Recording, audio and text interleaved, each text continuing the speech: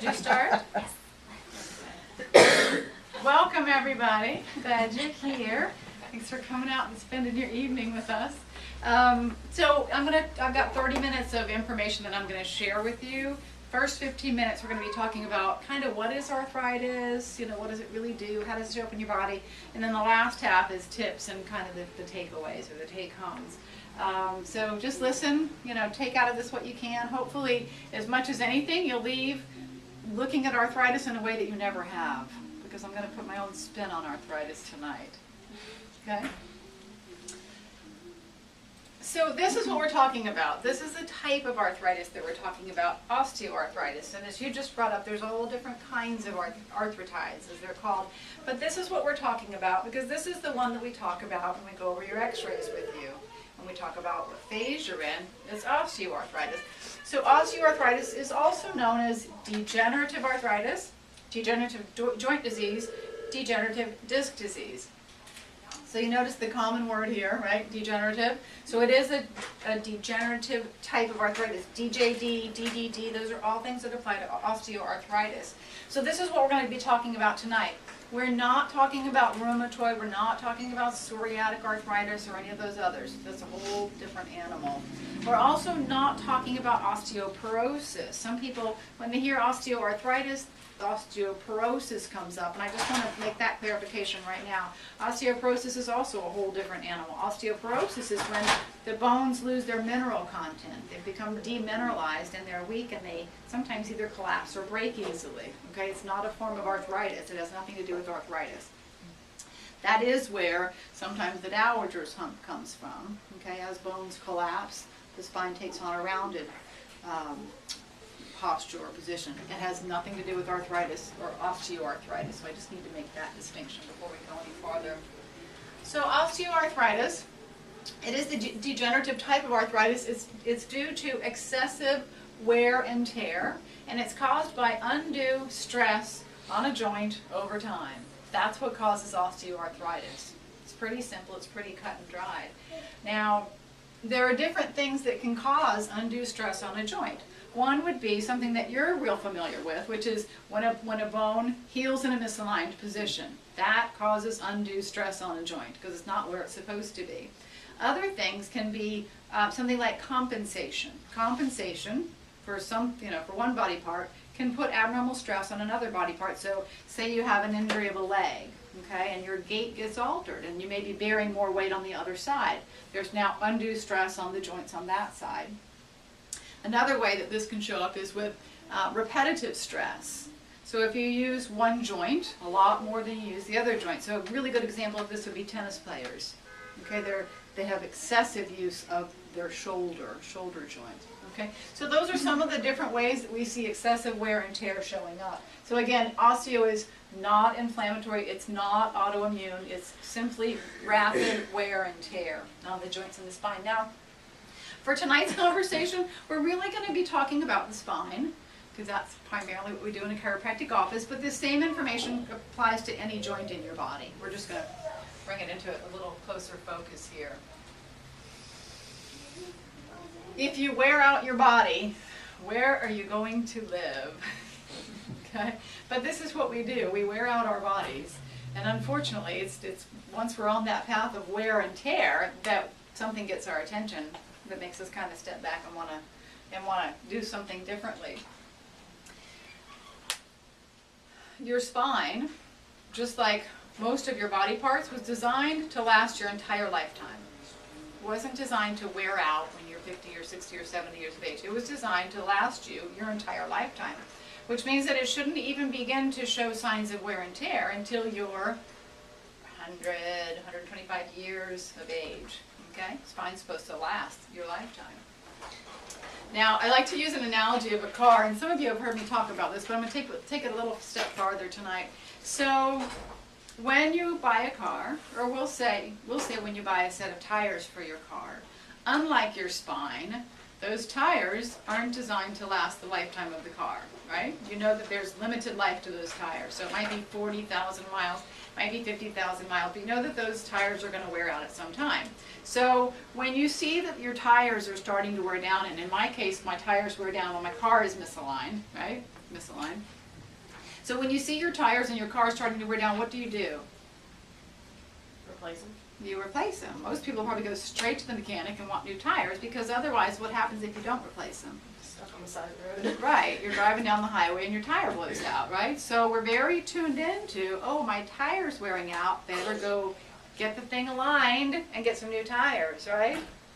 Not necessarily so when it comes to our own bodies, I have to say. Now, what do you think happens in our bodies if we have excessive wear and tear, things are out of alignment, things are starting to wear down, and we don't do anything about it? Your tire's going to blow out on the highway. What's going to happen in your body? Sick. You might get sick. You might have a disc Or blow you out. black out. Okay. So sometimes the scenario could be the same, that something's going to go into crisis mode. Sometimes it plays out differently. So to take this to another level, what's the biggest difference between you and a car? What do you have that a car doesn't have? Responsibilities. Okay. That's one. So I think of my 2 kids that run around crazy when my back goes out. You've got that. What else? You can heal. You, a car. You what? You can heal. You can heal. So you have life, you have breath, you're living, a car is non-living, okay? So you have healing capabilities that your car doesn't have. So you have innate intelligence, okay? So innate intelligence is what lets your body take care of itself. So if your tires start to wear out, your body knows how to repair that. A car can't repair itself, it can't turn itself on and off, okay? We get the luxury of that because we have innate intelligence. Oh, golly, I forgot my notes. My notes are in the back room. Sorry, camera. I have a whole page of notes. Okay, so innate intelligence allows our bodies to be self-healing, self-regulating, self-governing, self-organizing all the time, all the time. Innate intelligence always responds perfectly to the environment. And if you walk away with nothing else tonight, I want you to walk away with that. Your body's innate healing ability always responds appropriately to the environment, whatever it's doing. Even in the case of arthritis. Okay? So, as an example of that, or to illustrate that a little bit further, I want to talk about another non-living structure. Okay, and compare it with the living. So let's think of something that's out there, a non-living structure that has a joint, that we can compare with how our bodies function. What's a non-living structure that has a joint? A house. A house. Or a bridge. Or a bridge. I like a bridge. All right. A bridge. A bridge has a joint. So, the bridge gets built. When there's excessive wear and tear on a joint in the bridge, thank you, Jana. When there's excessive wear and tear on a joint in a bridge, and it's identified, what happens? Close the bridge down and fix it. Close the bridge down, fix it, replace parts, do whatever we have to do to make it more structurally sound. Because if we don't close it down and fix it, what happens? Fails. Collapse. It collapses, it's going to break, somebody's going to get hurt, okay? So, in our bodies, same analogy. Same example, we have joints that sometimes have undue stress, right? Now in our bodies, if there's undue stress on a joint and we don't do anything about it, is that joint going to collapse and break? Think about that. Do joints break because of stress on the joint? Now we have stress fractures in a long bone, okay? We have the occasional fracture in the spine, but for the most part, joints don't break. Glad you made it, Harvey. Have a seat. So for the most part, when joints are under undue stress, they don't break. They do something else. What do? They what? Where? They wear, but they also repair. And that's what makes us different from a bridge. We're talking about bridges, Herb. It's what separates us from a bridge. That's all. Cool. Have a good night. Now, so, all right, so this is what happens in our body. We were talking about how the body's innate healing ability always responds appropriately to the environment, always, every single time. So in our bodies, when there's undue stress on a joint, instead of collapsing, our body lays down extra bone around that joint, basically gluing it and fusing it together so that it is structurally sound. Because once it's glued together, it's actually stronger than it was before. You know how when a bone breaks and when it fuses back together, it's stronger? Scar tissue is strong. So when your body forms arthritis in a joint, it's just gluing it together. It's cementing it together to make it more stable. Okay? So that's like if there's a bridge out there that senses when it starts to become less structurally sound, it's able to make its own cement and glue itself back together. That's what the body does. So when your body's creating arthritis, it's stabilizing something. So it's purposeful. And if you think about it, we're talking about the spine. So if we're looking at an unstable joint in the spine, if your body didn't try to glue it together, you might be walking down the highway one day and your back would snap and you would fall paralyzed to the ground. But our body's innate healing ability isn't going to let that happen. It's going to try to glue us together. Hold us together. So that's pretty powerful. So we have this real negative orientation to arthritis, but it's our body trying to do something good. Right? Can you see that? Now another level of that is inflammation. A lot of times with osteoarthritis there's inflammation. Well, inflammation is an immune response. That's a part of our immune system, immune response. One thing that inflammation does is it hardens tissue. Causes fibrosing and hardening of tissue. So if our body's trying to glue together two bones because they're unstable, is it possible that hardening the surrounding tissues might be purposeful? Yeah.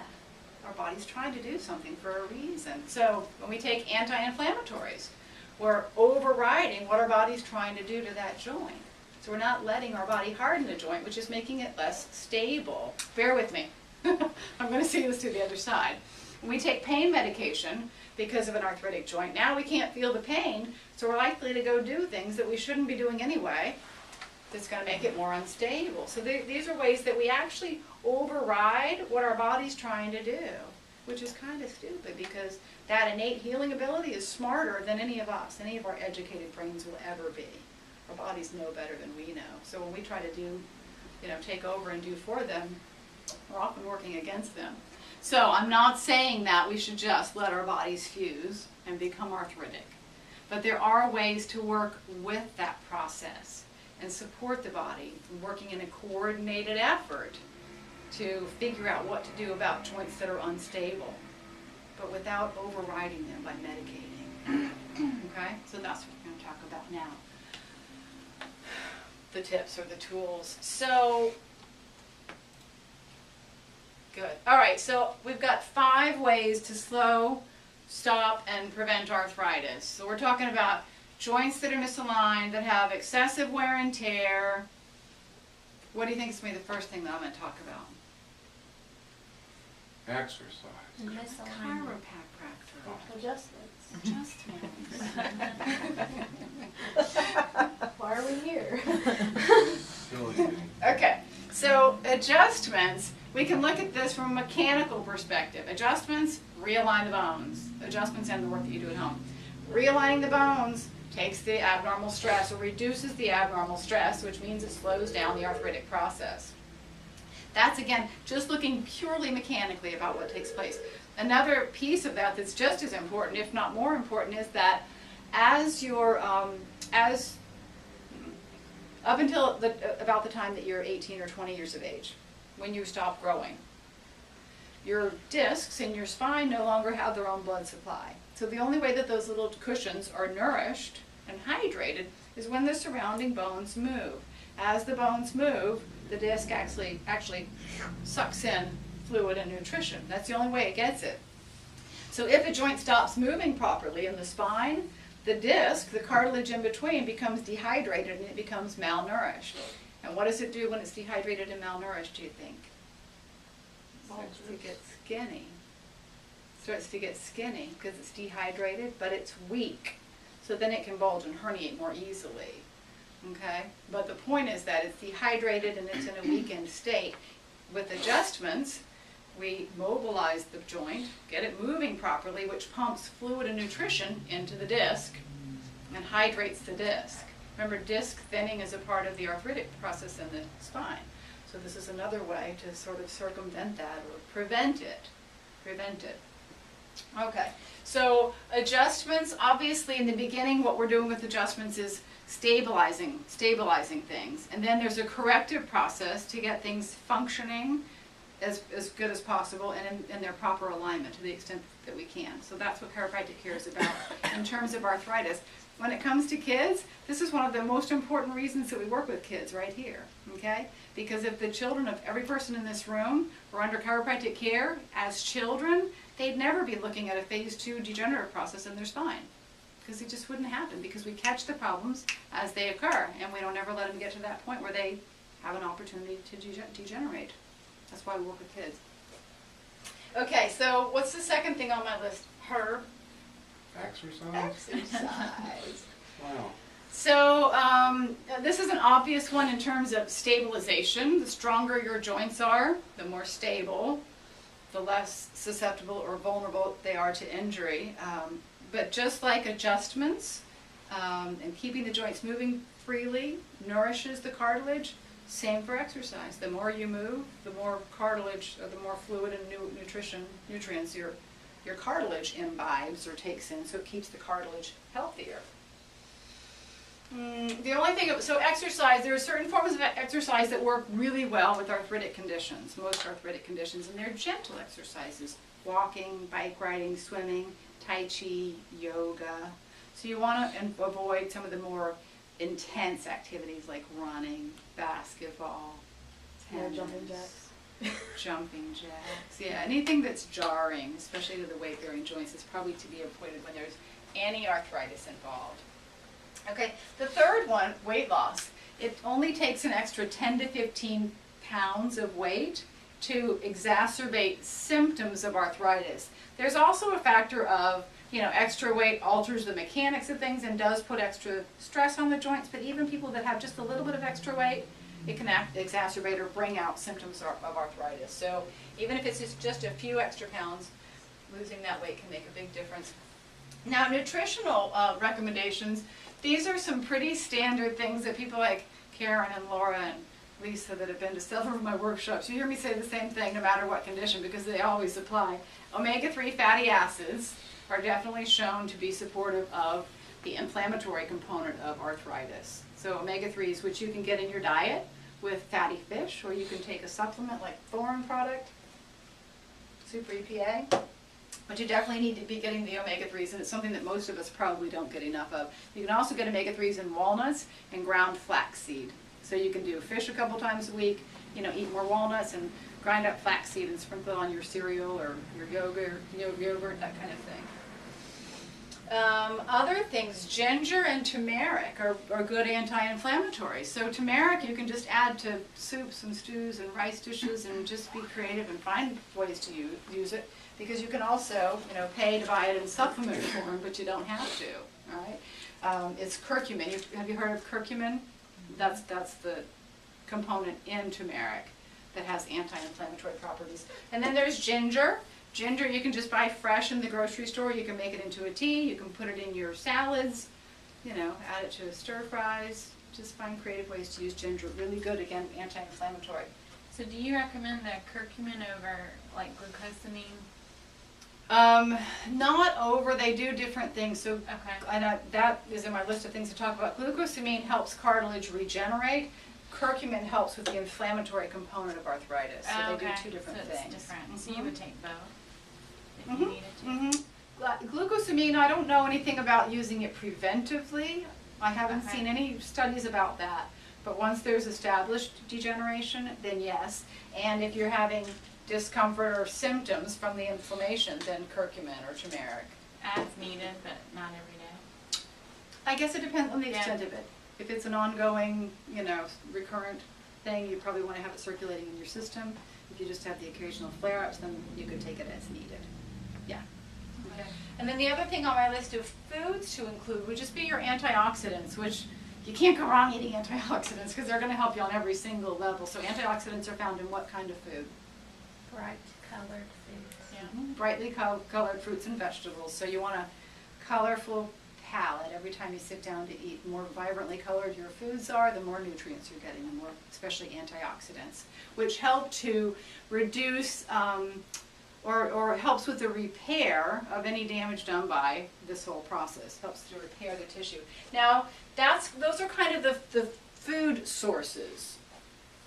Primarily food sources, although I did talk about some things here. Specific nutritional supplementation that you could do would be glucosamine sulfate, which is made from shellfish. If you have a shellfish sensitivity, you want to stay away from that, but it does help literally regenerate cartilage.